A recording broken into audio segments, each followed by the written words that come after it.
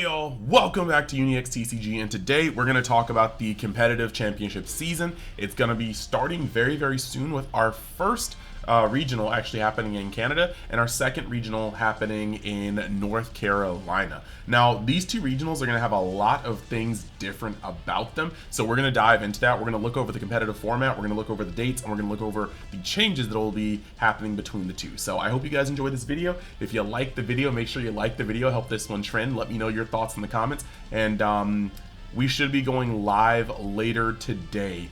Probably closer to 10 or 11 p.m., maybe closer to 10ish. We will see. Just let me know in the comments what would be an ideal time for you guys, and I'll see if I can make a little swingage right there. So with that being said, let's hop over to the other view and check it out.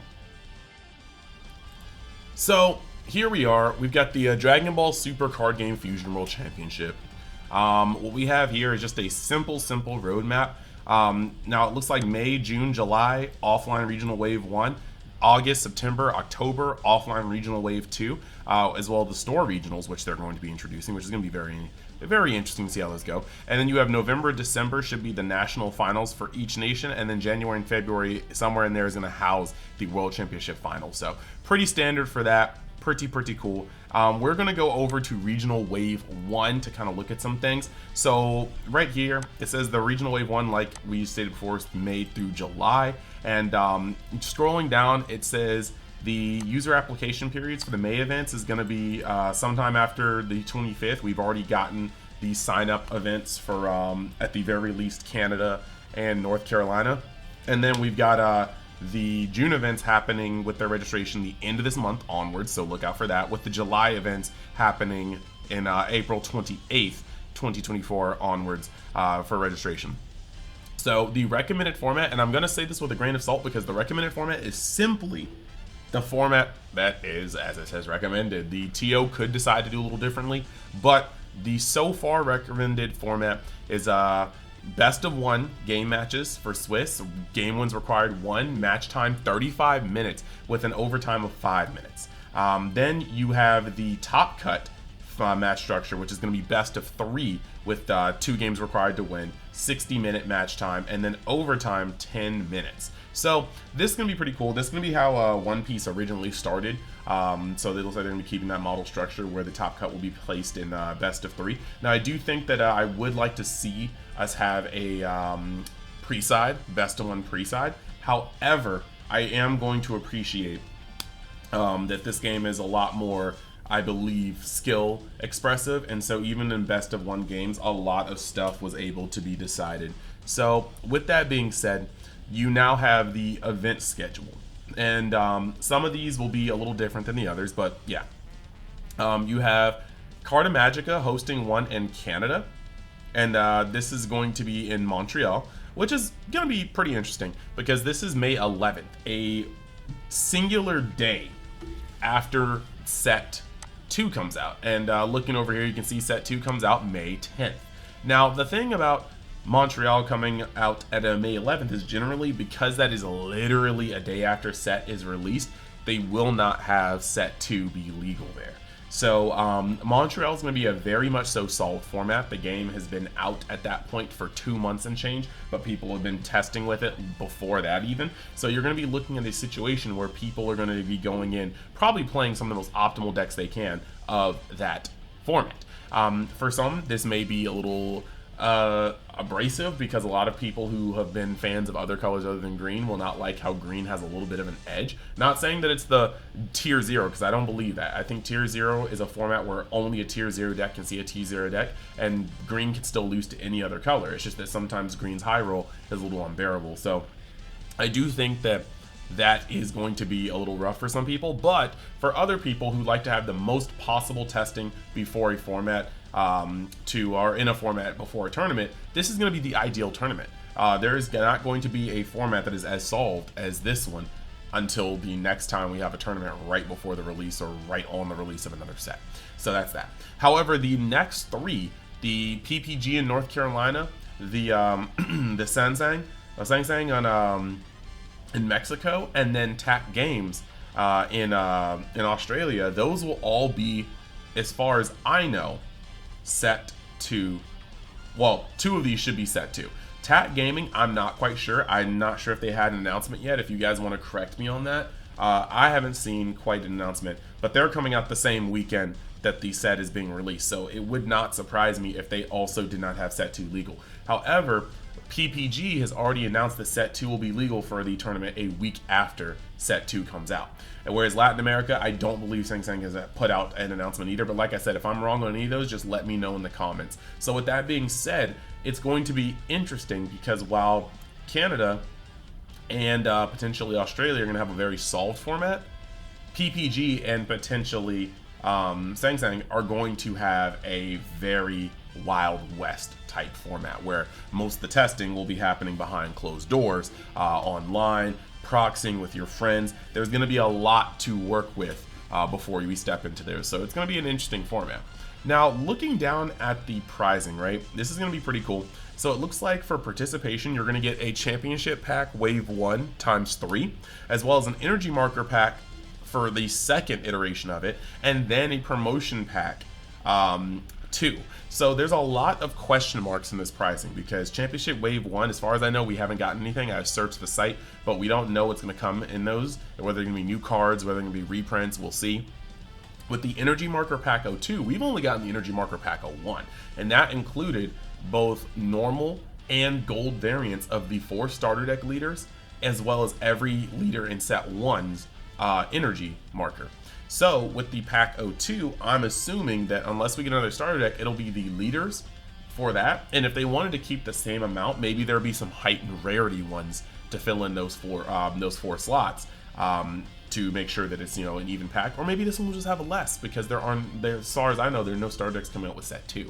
So with that being said, that's going to be something really, really, really cool to get to collect. And then you've got the promotional pack 02. And so far we have 5 cards in promotional pack 01. We have no news on what's coming in promotional pack 02. But I like to see that none of this is stuff that we've gotten before. All of this will be new, making it very, very premium for collectors, as well as a nice little thing if you're going to sell in the secondhand market.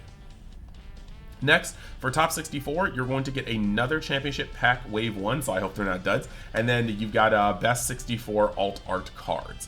That's going to be cool. So that's the top 64 alt art. For you guys that played One Piece, it's going to be like the Chopper of the first season, the Kobe of now. This is going to be a pretty cool thing. Or I think, what's that? There's a Marco. Yeah, Marco previously, Borsalino. So this is going to be really cool, and hopefully they pick a nice card so it's going to hold a little weight too on the secondary market. Then you've got a top 32 alt art card, number 1 or X1, that's going to be for the top 32, and then top 16 will get the finals invite as well as the Goku cereal card. The Goku cereal card has already been spoiled. I can put that up on screen right now, but I'm thinking that's going to be pretty cool that top 16 gets it, because before in One Piece they did some really funky stuff with top 16. Like top 16 just kind of felt like weirdness, and then top 8 was where the juice was. But getting your invite and the Goku cereal card is going to be good. Now the fact they say finals invite, I wonder if they're just going to do a buy system, or if we're going to once again go back to the closed invite closed invitational for a national format. We shall see, but I think that's going to be pretty cool, and I think everybody should enjoy that. The Goku Zero card is going for massive bank in Japan, so it's probably going to be a massive collector's item here too.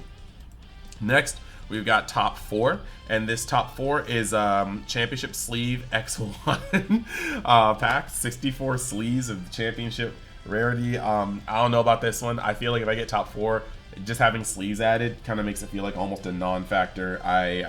This doesn't feel like a real prize, but it is what it is. Now top 2 getting, this is something that's new, top 2 getting an extra copy of the top 64 and top 32 alt. That is insane, because let's say you don't want them, or let's say like you're a person like me. I plan to get at least 1 copy.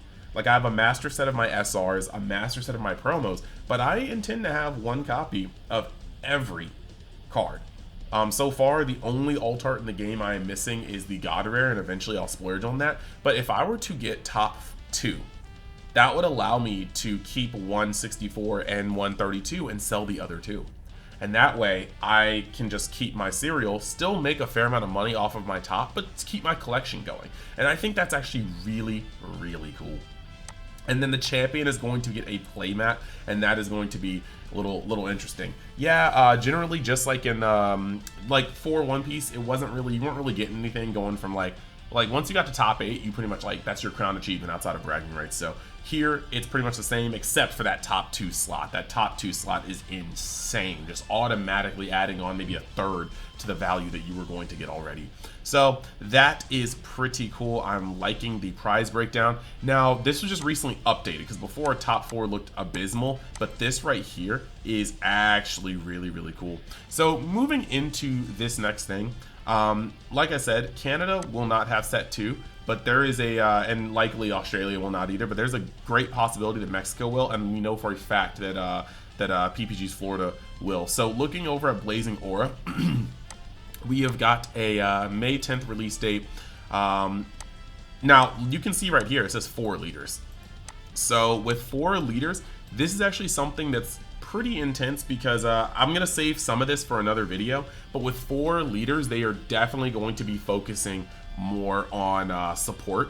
Like with 4 liters, you don't have to make, like if you play Masters, you already know 8 liters in a set, sometimes even 10, makes it so that you really have a bunch of just kind of filler cards. Some of the archetypes just feel kind of dead on arrival. That's not going to be the case when you have 4. When you have 4, that for me as a designer leaves room for not only your archetype to be focused on, but maybe even support for previous archetypes. I don't mind 4 liters per set because that's going to allow so much room in the set for other things. While we're here, let me go look at the products because I want to see the main differentiation. Wow, it juked me out.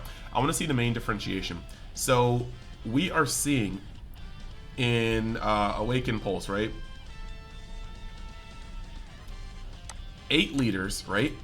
Compared to the 4 we have here. Commons 52, uncommons 39 for set 2, 36 for set 1, rares 30 for both of them, super rares 12 for both of them, secret rares 12 for both of them, 4 special reprints. So there's going to be cards that are somewhere in set 1 or the starters that are going to get reprints. And there are 19 alt art cards in this product versus the 23. That's where the 4 special reprints come from.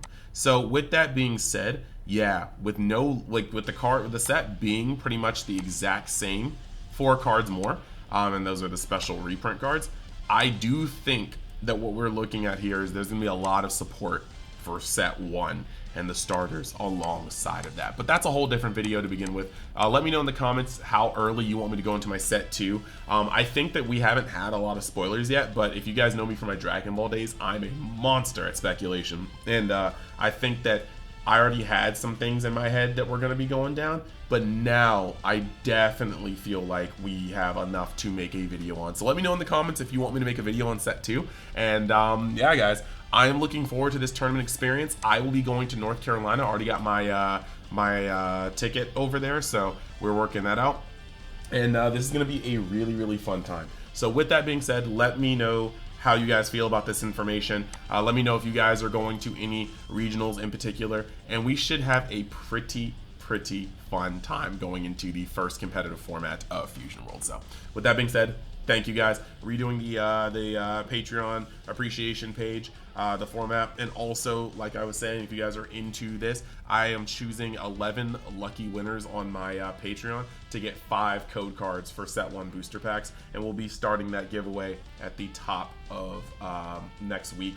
I'll probably actually be kicking it off on Friday. I just need to sort out stuff for my part-time job and whatnot. Time management, it's rough. So with that being said, I will see you guys later.